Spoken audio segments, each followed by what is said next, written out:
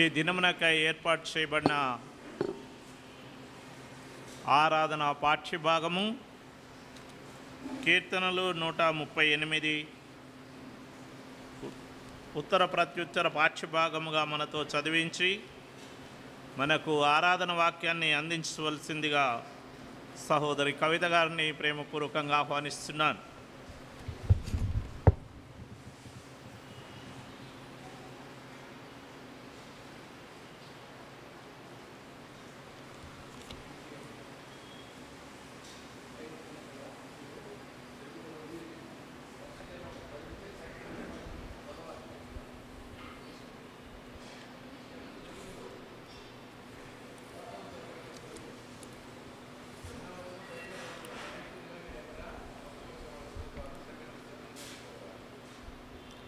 కీర్తనలు 138 మొదటి నుంచి 8 చరణములను ఉత్తర ప్రత్యుత్తరములుగా మనమందరము చదువుకుందాం. 8వ చరణమును అందరము కలిసి చదువుదాం. నేను నా పూర్ణ హృదయముతో నీకు కృతజ్ఞతాస్తుతులు చెల్లించుచున్నాను, దేవతల ఎదుట నిన్ను కీర్తించెదను. నీ పరిశుద్ధ ఆలయము తట్టు నేను నమస్కారము చేయుచున్నాను. నీ నామమంతటి కంటే నీవిచ్చిన వాక్యమును నీవు గొప్ప చేసి ఉన్నావు.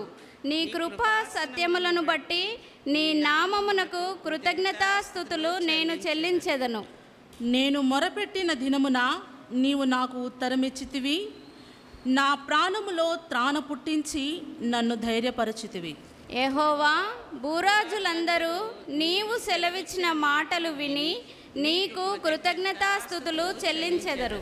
యెహోవా మహాప్రభావము గలవాడని వారు యెహోవా మార్గములను గూర్చి గానము చేసెదరు. యెహోవా మహోన్నతుడైనను, ఆయన దీనులను లక్ష్యపెట్టును. ఆయన దూరము నుండి గర్విష్ఠులను బాగుగా ఎరుగును. నేను ఆపదలలో చిక్కుబడి ఉన్నను, నీవు నన్ను బ్రతికించెదవు. నా శత్రువుల కోపము నుండి నన్ను రక్షించుటకై నీవు నీ చేయి చాపెదవు, నీ కుడి చేయి నన్ను రక్షించును. అందరము కలిసి చదువుదాం. యెహోవా నా పక్షమున కార్యమును సఫలము చేయును. యెహోవా నీ కృప నిరంతరముండును, నీ చేతి కార్యములను విడిచిపెట్టకుము. దేవునికి స్తోత్రములు. అందరం కూర్చుందాం. చిన్న ప్రార్థన చేసి మనం ఈ యొక్క వాక్య ధ్యానములోనికి ముందుకు వెళుదాం. దేవా, మీకు వందనాలు. మహోన్నతుడా, సర్వశక్తి కలిగిన నా యేసయ్య, మీకు వందనాలు ప్రభా.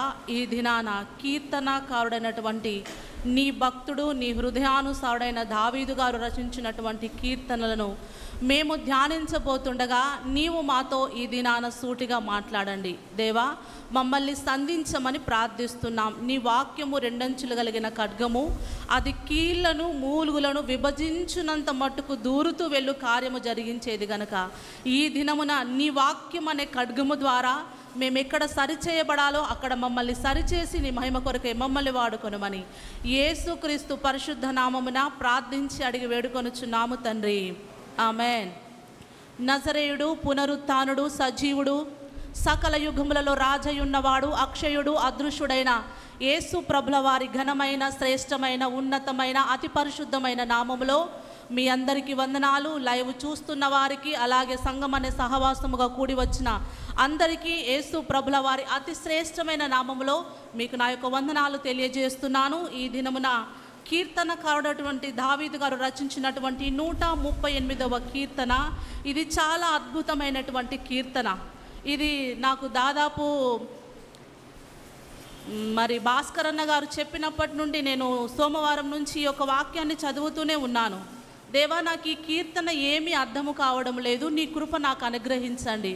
నా జ్ఞానము ద్వారా కనుక నేను చదివితే నాకు అందులో ఉన్నది ఏమీ అర్థము కాదు, కానీ నీ కృప నీవు నాకు అనుగ్రహిస్తే, పరలోకమందున్న నీ జ్ఞానాన్ని నీవు నాకు అనుగ్రహిస్తే, పైనుండి వచ్చి నీ జ్ఞానాన్ని నీవు నాకు అనుగ్రహిస్తే నేను తప్పకుండా లోతైన మర్మాల చేత నేను నింపబడతాను. ప్రభువా, నీ కృప నాకు సహాయము చేయమని దేవుని సన్నిధిలో అడిగినప్పుడు దేవుడు కొన్ని విషయాలను నా మదిలో ఉంచాడు.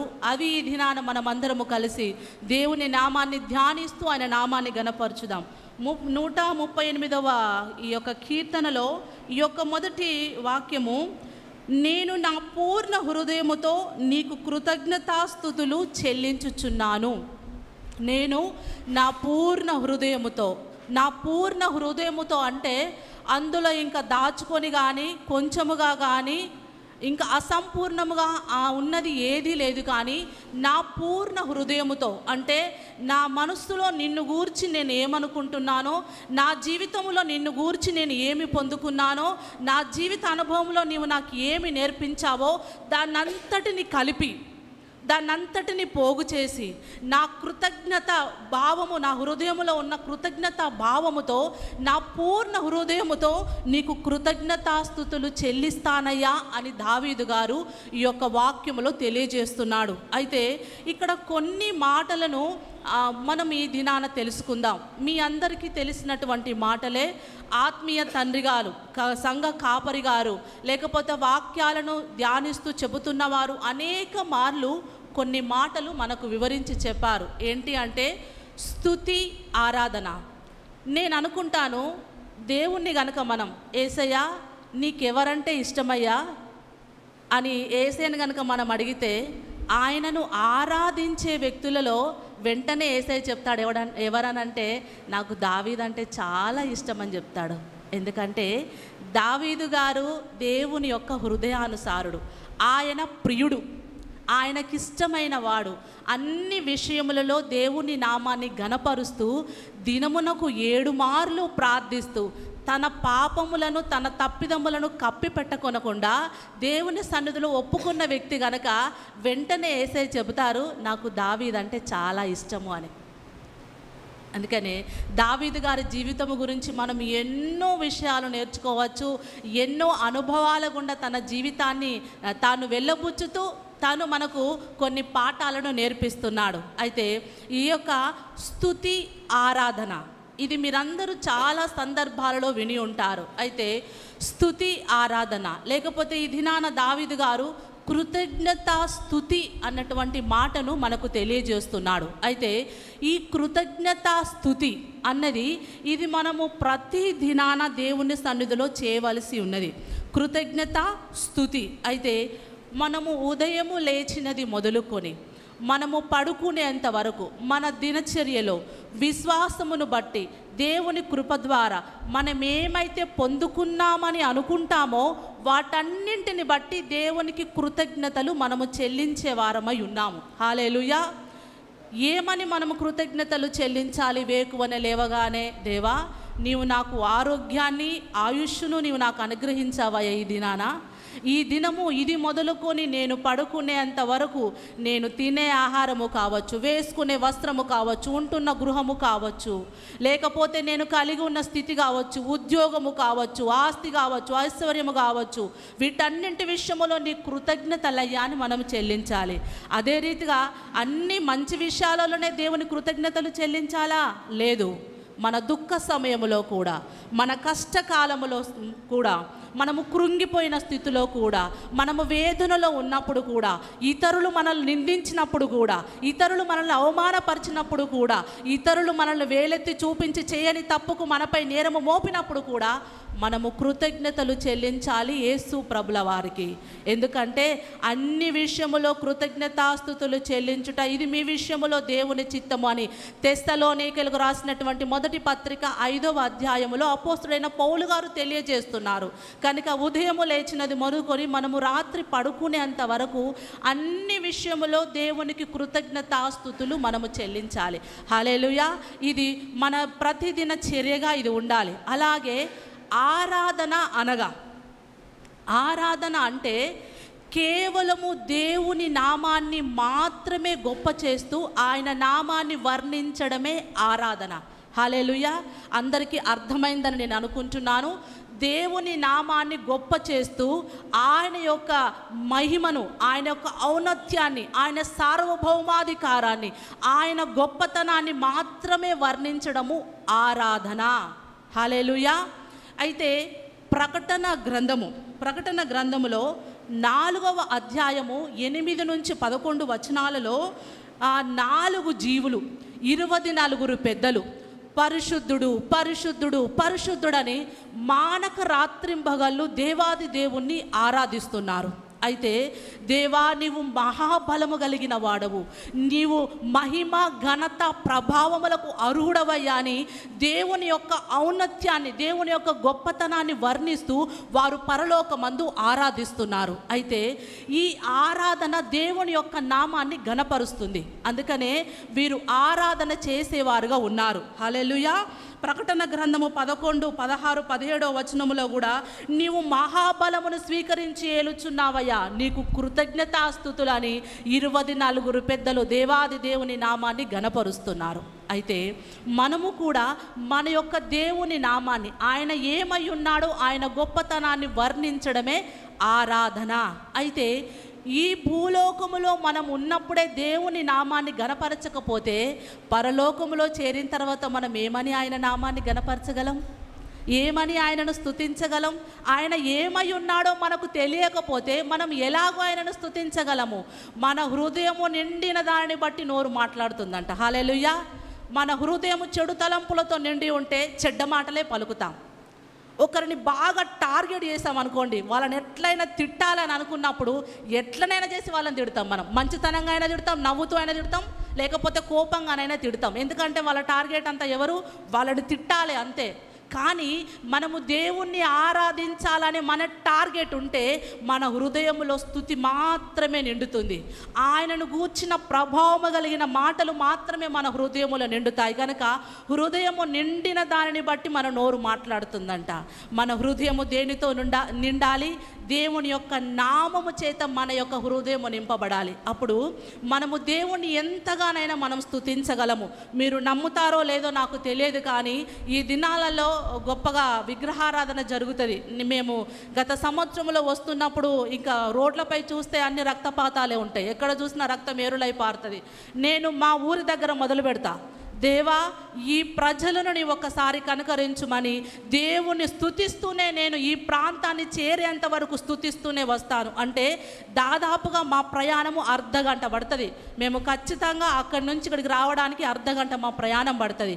అర్ధగంట దేవుణ్ణి స్తుతిస్తూనే ఆయన నామాన్ని గణపరుస్తూనే నేను వస్తాను. ఎందుకంటే నా దేవుడు నాకు నేర్పించింది నేను మరుగు చేస్తే నేను పాపము చేసిన దానిని అవుతాను. కాబట్టి దేవా ఈ ప్రజలను ఒకసారి కనికరించు, నీవు దేవుడవు, నన్ను వీరు తెలుసుకున్నట్లు నీ కృప చూపించమని ఆయన ఔన్నత్యాన్ని మహిమపరుస్తూ నేను వస్తాను. హల్లెలూయా. కనుక మన హృదయములో ఏమి నిండి ఉంది, మనం ఏమి మాట్లాడుతున్నాం, మన దేవుని గురించి మనకి ఏమి తెలుసు? ఒక వ్యక్తి గురించి మనకు తెలియాలంటే ఆ వ్యక్తితో మనము సహవాసము చేయాలి, ఆ వ్యక్తితో మనం మాట్లాడాలి. పదే పదే మనకు ఆ వ్యక్తితో పరిచయం ఉంటేనే తప్ప మనకు ఆ వ్యక్తి కోసము తెలియదు. మరి మన దేవాది దేవుడైన యేసయ్య కోసం మనకి ఎంత తెలుసు? ఒక దైవజనుడు అన్నాడంట, అమ్మా ఒక 5 నిమిషాలు దేవుణ్ణి స్తుతించండి అందరూ అని చెప్తే వారు కనీసము 2 నిమిషాలు కూడా దేవుణ్ణి స్తుతించలేదంట. అంటే దానికి అర్థం ఏంటి? వారి హృదయములో స్తుతి లేదు, దేవుణ్ణి గూర్చిన కృతజ్ఞత భావము లేదు, దేవుణ్ణి ఆరాధించాలన్న మనసు లేదు. కనుకనే 2 నిమిషాలు కూడా దేవుణ్ణి ఆరాధించలేని స్థితిలో వారు ఉన్నారు. అయితే మనకందరికీ తెలుసు, దేవుడు 3 దూతలను ప్రాధాన్యముగా ప్రాముఖ్యముగా ఎంచుకున్నాడు.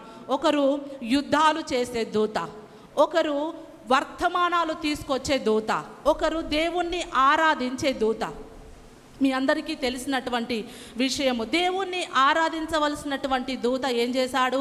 తన్ను తాను హెచ్చించుకొని దేవుని కంటే తాను గొప్పవాడు కావాలని, దేవుని స్థానాన్ని కోరుకోవాలని చూసి తాను గర్వించి దేవుని యొక్క కోపాగ్నికి గురైపోయి ఒక మూలకు త్రోసివేయబడ్డాడు.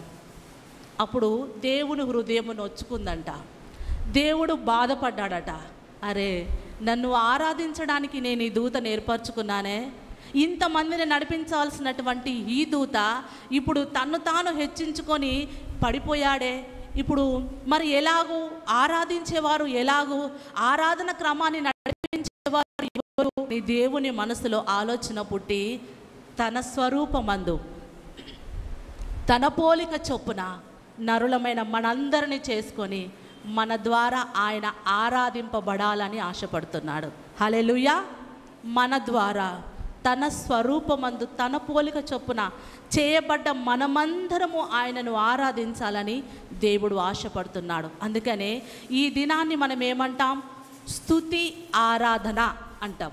లేకపోతే ఎవరైనా మనము దేవుని మందిరానికి వెళుతున్నప్పుడు మీ ఆరాధన క్రమం ఎన్ని గంటలకండి అని అడుగుతాం.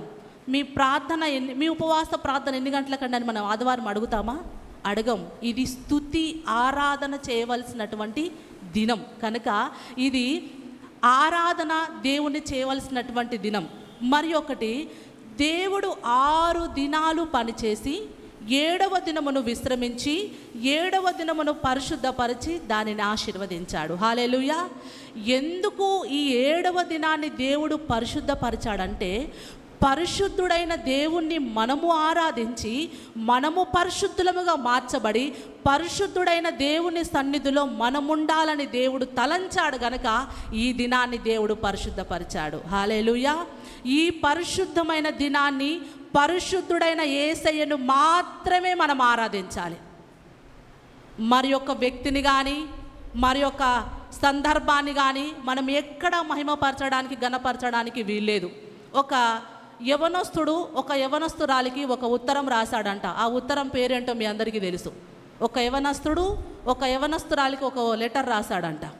అయితే అందులో ఆ యవనస్తుడు ఏం రాశాడంటే, నారీ, నా ప్రాణేశ్వరి, నా సుందరి, నీ ముఖము సూర్యబింబము వంటి ముఖము, నువ్వు అందమైన దానవు, నీ కళ్ళు గువ్వ కన్నులు అని వర్ణిస్తూ ఆ అమ్మాయికి ఒక అబ్బాయి ఉత్తరం రాశాడంట.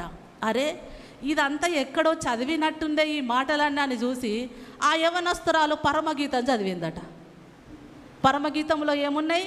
నారీ, నా ప్రాణేశ్వరి, నీవు సుందరవతివి. తాను ఏం చేస్తున్నాడు? దేవుణ్ణి ఆరాధించవలసినటువంటి వ్యక్తి మనుష్యులను ఆరాధించడానికి దేవుని యొక్క నామాన్ని ఉపయోగించుతున్నాడు. దయచేసి ఈ ఆదివార దినాన మనము దేవుణ్ణి మాత్రమే మహిమపరచుదుముగాక, దేవుణ్ణి మాత్రమే మనము ఆరాధించుదుముగాక. అయితే కీర్తనకాడైనటువంటి దావీదు ఈ యొక్క 138 మొదటి, నేను నా పూర్ణ హృదయముతో నీ కృతజ్ఞతాస్తుతులు చెల్లించుచున్నాను. అయితే దావీదు ఈ మాటలన్నీ చెబుతున్నాడు అని అంటే, దావీదు రాజు కదండి, తనకు అన్ని సౌకర్యాలు ఉన్నాయి. రాజు ఒక చిటికేస్తే తన చుట్టూ సైన్యం చేరిపోతారు. రాజు ఒక మాట సెలవిచ్చు, ఒక కనుచూపుతో తన సైన్యాన్ని సిద్ధపరచగలడు. తాను ఒక రాజండి కనుకనే తాను సుఖంగా సౌఖ్యంగా ఉన్నాడు కాబట్టే, నేను నా పూర్ణ హృదయముతో నీవు నాకు ఇచ్చిన అన్నింటిని బట్టి నీ కృతజ్ఞతలు చెల్లిస్తున్నానయ్యా అని అంటున్నాడా? కాదు. దావీదు గారి జీవితము బాల్యము నుండే శ్రమల గుండా వెళుతుంది. అసలు దావీదు గారికి ఇంకా 7 అన్నలు ఉన్నారు తను గాక. మరి 7 అన్నలకు గొర్రెల బాధ్యత అప్పగించని తన తండ్రి దావీదుకి ఎందుకు అప్పగించిండు? అసలు ఎన్నిక లేనివాడు. సమూయేలు గారు వచ్చి, యెషయా గారు మీ కుమారులందరినీ ఒకసారి పిలవండి, దేవుడు నాతో సెలవిచ్చిన మాట ఇదే అని అంటే అందరిని పిలుస్తున్నాడు. పెద్ద కుమారుని మొదలుకొని అందరి వరకు, ఇదిగో నా కుమారుడు, ఇదిగో నా కుమారుడు అని అందరిని పిలుస్తున్నాడు. కానీ ఇదిగో నాకంటూ ఒక చిన్న కుమారుడు ఉన్నాడయ్యా అని సమూయేలు చెప్పి అడిగేంత వరకు కూడా యెషయా గారు దావీదు యొక్క ప్రస్తావన అక్కడ తీసుకురాలేదు. ఎందుకంటే దావీదు ఎన్నిక లేని వాడిగా, తృణీకరింపబడిన వాడిగా, అయోగ్యుడిగా, ఎవరి దృష్టిలో తాను బ్రతికి ఉన్నాడని చెప్పుకునే స్థితిలో కూడా తన జీవితము లేదు. అందుకనే యెషయా గారు తన మాట కూడా అక్కడ ఎత్తలేదు.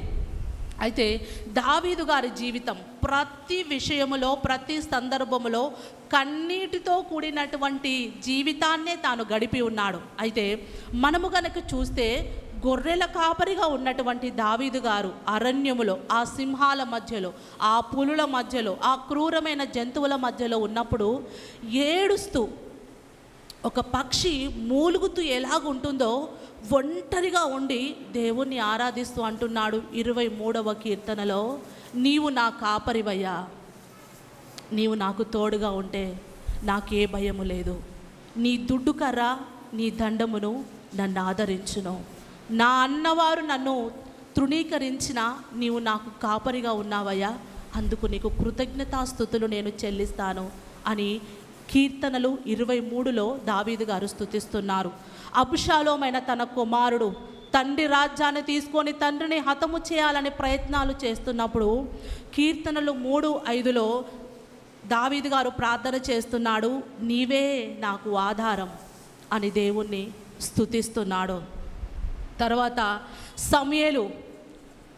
సౌలు దావీదును చంపాలని తరుముతున్నప్పుడు ఏమి చేయాలో దిక్కుతోచని పరిస్థితిలో జిఫీలీలు అనేటువంటి ఆ యొక్క ప్రాంతంలో దావీదు గారు దాక్కొని ఉన్నప్పుడు, ఇదిగో సౌలు గారు దావీదు మాలో దాక్కొని ఉన్నాడు, అతన్ని పట్టుకోండి అని చెప్పి సౌలు గారి మన్ననలు పొందాలని ఏ కీడు చేయని దావీదును అప్పగించారు. ఆ ప్రాంత ప్రజలు అప్పగించాలని చూశారు. అప్పుడు దావీదు గారు అంటున్నాడు 54:4లో, దేవా నాకు సహాయకుడవు గనుక నీ నామానికి నేను కృతజ్ఞతాస్తుతులు చెల్లిస్తానయ్యా.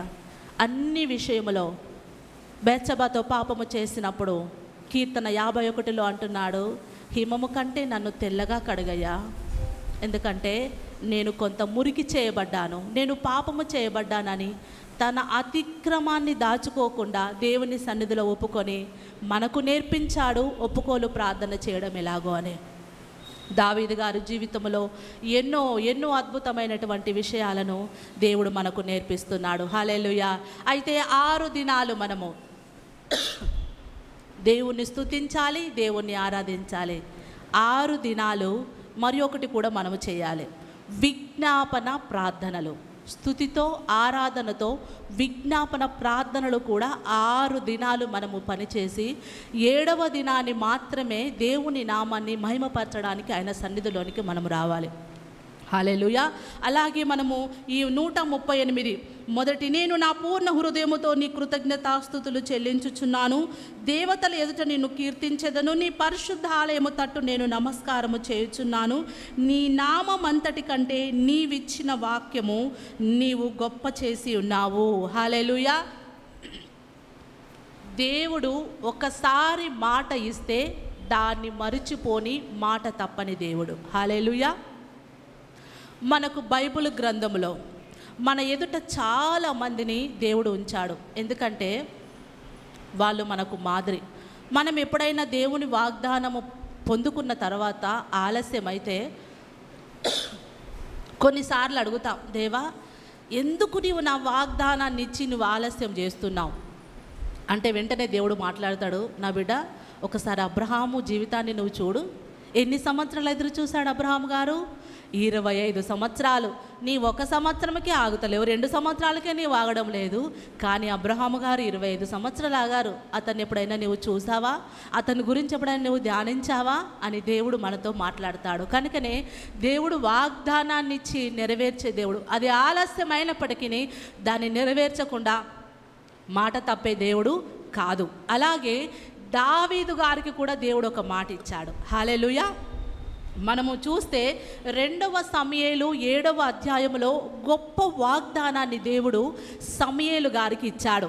ఏంటి ఆ మాట అనంటే, మనము గనక 2వ సమూయేలు 7వ అధ్యాయం నుంచి మనము చూసినట్లయితే మందసాన్ని దావీదు గారు యెరూషలేముకు తీసుకొని వచ్చారు. దావీదు గారేమో మంచి పెద్ద నగరాన్ని కట్టుకొని, మంచి ఇల్లు కట్టుకొని, చాలా పెద్ద బంగ్లాలో నివసిస్తున్నాడు. దేవుని మందసమేమో ఒక డేరాలో ఉంది. ఇది చూడలేని దావీదు చాలా బాధపడ్డాడు. వెంటనే నాతాను అనే ప్రవక్తకు చెబుతున్నాడు, అయ్యా ఇది ఇక్కడ ఉండడం, నేను అక్కడ ఉండడం, ఇది ఏమీ బాగలేదు, నాకు నచ్చడం లేదయ్యా, నేను దేవుని కొరకు మందిరాన్ని కట్టాలని ఆశపడుతున్నానయ్యా అని నాతానుకు చెప్తాడు. అప్పుడు నాతాను ప్రవక్త గారు అంటారు, అయ్యా నీ మనసులో నీవేమనుకుంటున్నావో, దేవుని గురించి నీకు ఏ ఆలోచన వచ్చిందో నీవు దాన్ని అంతటిని చేసేయి, నీకేదనిపిస్తే అది చేసేసేయి, నువ్వు చెప్పేది మంచిదే కదా చేసేయి అని చెబుతున్నాడు నాతాను ప్రవక్త. అయితే ఆ రాత్రికాల సమయంలో నాతాను గారికి దేవుడు ఒక దర్శనాన్ని చూపించి తనతో మాట్లాడాడు. నాతాను, దావీదు ఆలోచన చేసింది మంచిదే, అయితే అతడు కాదు కట్టవలసింది మందిరము, తన తర్వాత తన కుమారుడు మందిరాన్ని కడతాడు. అయితే ఈ మందిరమే కాదు, ఈ రాజ్యమే కాదు, ఆయన రాజ్యాన్ని నేను స్థిరపరుస్తాను, ఆయన రాజ్యాన్ని నేను స్థిరపరుస్తాను అన్నటువంటి ఒక మాటను దేవుడు నాతాను ప్రవక్త ద్వారా దావీదు గారితో మాట ఇచ్చినాడు. అయితే తెల్లవారగానే ఈ మాటలన్నీ మరలా నాతాను గారు దావీదు గారికి చెబుతున్నారు. దావీదు, ఇదిగో ఇలా జరిగింది, దేవుడు నాతో మాట్లాడాడని. వెంటనే దేవుని సన్నిధిలోనికి వెళ్ళి, నేనైతే అనుకుంటాను ఆ సందర్భాన్ని నేను చదివినప్పుడు దావీదు ఎంతగా ఏడ్చి ఉంటాడో, దావీదు ఎంతగా పరితపించిపోయి ఆయన సన్నిధిలో మూలుగుతూ విజ్ఞాపన చేసి ఉంటాడో. దావీదుకు అన్ని విషయంలో తెలిసింది ఒకటే, ప్రార్థించడం. అయ్యా, నీవు నా కుటుంబాన్ని ఇంతగా హెచ్చించుటకు, ఇంతగా ప్రేమించుటకు, అల్పుడను అయోగ్యులను ఎందుకు పనికిరాని నేను ఏ పాటివాడనయ్యా అని ఎంతగా దావీదు ఏడ్చి ఉంటాడో. నా తర్వాత నా తదనంతరాన్ని కూడా నీవు స్థిరపరుస్తానని నీవు వాగ్దానము చేశావయ్యా, నీ కృప ఎంత గొప్పది అని దేవుని నామాన్ని ఘనపరుస్తున్నాడు. అయితే మన జీవితంలో కూడా దేవుడు అనేక సందర్భాలలో దేవుడు మనకు మాట ఇచ్చి ఉన్నాడు. అయితే మనకి ఏ మాట ఇచ్చినాడో దేవుడు, అది మన హృదయములో మనము ధ్యానిస్తూ దేవుణ్ణి అడుగుదాం. అబ్రహాముకు మాట ఇచ్చాడు, నెరవేర్చాడు. దావీదు గారికి మాట ఇచ్చాడు, నెరవేర్చాడు. అయితే యెహోషాపాతు అనే ఒక వ్యక్తి కూడా ఉన్నాడు. చుట్టూ శత్రువు చేరి ఉన్నప్పుడు ఒక మాట ఇస్తున్నాడు. యెహోషాపాతు, నీవు జడియకు, భయపడకు, నీవు కాదు యుద్ధము చేయవలసింది నేనే అని చెప్పి ఒక మాట ఇస్తున్నాడు. దేవుని మాటను మనము పొందుకోవాలంటే దేవునితో మనకు సన్నిహిత సంబంధము మనకు ఉండాలి. దేవునితో సన్నిహిత సంబంధం మనకు లేకపోతే దేవుని యొక్క మాటను మనం పొందుకోలేం. చాలామంది ప్రార్థన చేస్తారు కానీ దేవుని వాక్యాన్ని చదవరు. ఒక మాట నేను చెప్పి ముగిస్తానండి. మనము బైబిల్ చదువుతున్నామా లేదా, దేవుని మాటలు చదువుతున్నామా లేదా అన్నది మనకు మన బైబిలే సాక్ష్యం చెప్తుంది. మన బైబిలే మనకు సాక్ష్యం ఇస్తుంది. మన బైబిలు కొన్నట్లుగానే దగ్గరగా ఉందనుకోండి, అసలు వాళ్ళు బైబిల్ చదవనోళ్ళు. మన బైబిల్ కొంచెము ఇట్లా ఉబ్బి ఉన్నదనుకోండి, వాళ్ళు డైలీ చదివేవాళ్ళు. బైబిల్ ముడతలబడి ఉందనుకోండి, వాళ్ళది పాత బైబిల్, ముడతలబడి ఉంటుంది వాళ్ళ బైబిల్, వాళ్ళు కూడా చదివేవాళ్ళే. అయితే కొంతమంది ఏం చేస్తారు, రోజుకు కొంత సమయాన్ని, ఎక్కువ సమయం దేవుని సన్నిధిలో గడుపుతారు. కొంతమంది రోజుకు ఒక అధ్యాయాన్ని చదువుతారు. కొంతమంది పంచాంగం కూడా చదువుతారు. మీకు తెలుసా, పంచాంగాన్ని చదివే వాళ్ళు కూడా చాలామంది ఉన్నారు. ఇట్లా బైబిల్ పట్టుకుంటారు. ఈరోజు మత్తయి సువార్త 19 మొదటి అధ్యాయం, ఖతం అయిపోయింది వాళ్ళ పంచాంగం. కొంతమంది వారానికి ఒకసారి బూజు దులిపి, అరే నా బైబిల్ ఏడుందిరా తీసుకురా, ఎందుకు తెలియదు, వారము గూట్లో పెడితే మళ్ళీ వారానికే గూట్లో నుంచి తీయాలి కాబట్టి బైబిల్ ఏడుందో దొరకదు. ఎందుకు దేవుడు మాట్లాడతాడు మరి? కొంతమంది బైబిల్ ఇంకెట్లా ఉంటుందంటే చాలా ఉబ్బిపోయి, ఈ కమ్మలన్నీ చినిగిపోయి, అది ఎక్కడేందో తెలియదు. మత్తయి సువార్త ఒక కాడ ఉంటే ప్రకటన గ్రంథం ఒక కాడ ఉంటుంది. ఎందుకంటే అవన్నీ చినిగిపోయి ఎక్కడెక్కడో చెల్లాచెదరుగా ఉంటాయి. అయితే నా విన్నపము, నా విజ్ఞాపన ఏంటంటే, మన పరిశుద్ధమైన గ్రంథాన్ని మనము ఎప్పుడు నూతనమైనదిగా మనం ఉంచుకోవాలి. కొంతమంది బైబిల్ని చూస్తే నాకు చాలా బాధేస్తుందండి. చూస్తే మంచి బట్టలు వేసుకుంటారు, మంచిగా తయారవుతారు, కానీ బైబిల్ని చూస్తే అది ఎన్నడదో క్రీస్తు పూర్వం బైబిల్ అన్నట్టు అనిపిస్తుంది నాకు. అస్సలు బైబిల్ నీట్గా ఉండదు. వీళ్ళంతా ఎవరు అని అంటే పరిశుద్ధ గ్రంథానికి విలువనివ్వరు. చదువుతారు కానీ దేవుని యొక్క ఈ గ్రంథానికి విలువనివ్వకపోతే దేవుని మాటకు మనం ఎలా విలువనిస్తాం? కాబట్టి రెడ్ కోటింగ్ బైబిల్ కూడా వాడకండి దయచేసి. ఎందుకంటే అది ఈ బైబిల్ కొనలేను అనుకున్న వారికి ప్రభుత్వం వారు ఉచితంగా ఇచ్చేది. దాన్ని మనం తీసుకుంటే దానికి మనం ఎట్లా అర్హులమవుతాం? మనకు ఇచ్చిన అర్హత ఇంతేనా? దేవుడు మనల్ని ఈ స్థాయిలో ఉంచాడా? దేవుడు మనకిచ్చిన స్థాయిని బట్టి మన పరిశుద్ధ గ్రంథాన్ని మనము నీట్గా, శుభ్రంగా, పవిత్రంగా దీన్ని ఉంచుకుందాం. మరి దేవుని యొక్క మాటలు అందరికీ అర్థమైనాయని నేను అనుకుంటున్నాను. ఈ దినాన దేవుడు మనతో మాట్లాడినందుకు దేవునికి వందనాలు. ఈ సమయం నాకు ఇచ్చినటువంటి సంఘ కాపరి గారికి, పెద్దలకు నా యొక్క హృదయపూర్వక వందనాలు తెలియజేస్తూ ఈ యొక్క వాక్యాన్ని ముగిస్తున్నాను. Thank you.